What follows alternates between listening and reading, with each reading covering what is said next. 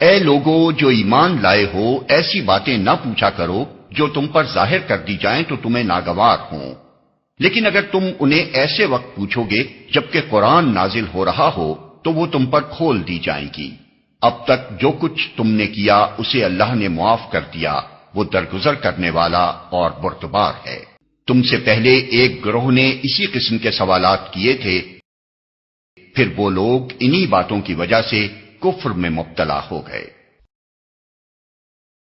اللہ نے نہ کوئی بحیرہ مقرر کیا ہے، نہ سائبہ اور نہ وسیلہ اور نہ حام،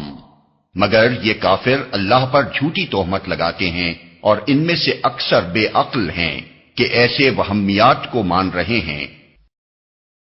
اور جب ان سے کہا جاتا ہے کہ آؤ اس قانون کی طرف جو اللہ نے نازل کیا ہے اور آؤ پیغمبر کی طرف، تو وہ جواب دیتے ہیں کہ ہمارے لیے تو بس وہی طریقہ کافی ہے جس پر ہم نے اپنے باپ دادا کو پایا ہے۔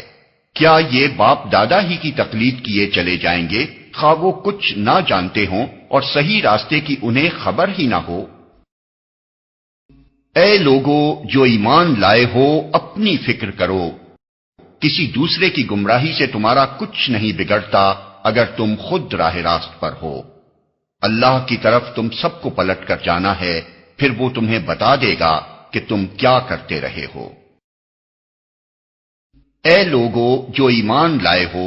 جب تم میں سے کسی کی موت کا وقت آ جائے اور وہ وصیت کر رہا ہو تو اس کے لیے شہادت کا نصاب یہ ہے کہ تمہاری جماعت میں سے 2 صاحب عدل آدمی گواہ بنائے جائیں، یا اگر تم سفر کی حالت میں ہو اور وہاں موت کی مصیبت پیش آ جائے تو غیر مسلموں ہی میں سے 2 گواہ لے لیے جائیں۔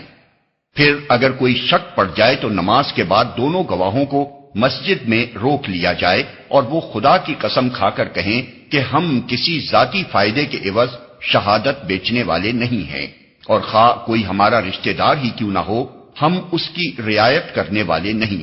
اور نہ خدا واسطے کی گواہی کو ہم چھپانے والے ہیں۔ اگر ہم نے ایسا کیا تو گناہگاروں میں شمار ہوں گے۔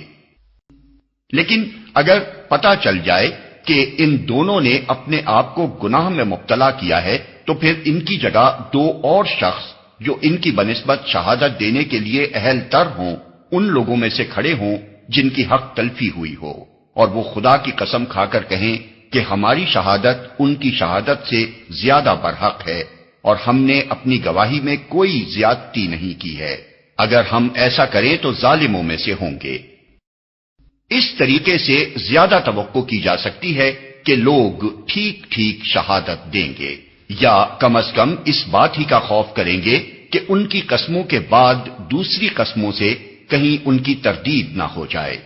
اللہ سے ڈرو اور سنو، اللہ نافرمانی کرنے والوں کو اپنی رہنمائی سے محروم کر دیتا ہے۔